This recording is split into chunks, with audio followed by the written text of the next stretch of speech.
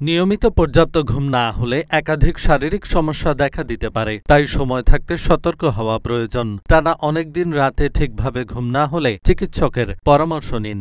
সুস্থ থাকার জন্য প্রতিদিন পর্যাপ্ত ঘুম হওয়া প্রয়োজন, আর সেই ঘুম রাতে হওয়াই দরকার, কারণ রাতের ঘুম দিনে ঘুমিয়ে লাভ হয় না। প্রতিদিন 7 থেকে 8 ঘন্টা ঘুমের প্রয়োজন রয়েছে বলে জানান চিকিৎসকরা। আর এই পরিমাণ ঘুম না হলে একাধিক শারীরিক সমস্যা দেখা দিতে পারে। একদিন দুদিন ঘুম না হলেই আপনার শরীর জানান দেবে যে সবকিছু ঠিক নেই। অনেকেরই বিভিন্ন কারণে রাত জাগার অভ্যাস রয়েছে। কেউ রাতে কাজকর্ম করেন, কেউ বা পড়াশোনা করেন। দীর্ঘদিন ধরে রাত জাগার অভ্যাস থাকলে আপনার রাতের স্লিপ সাইকেল ঠিক থাকবে না, ফলে সমস্যা দেখা যাবে।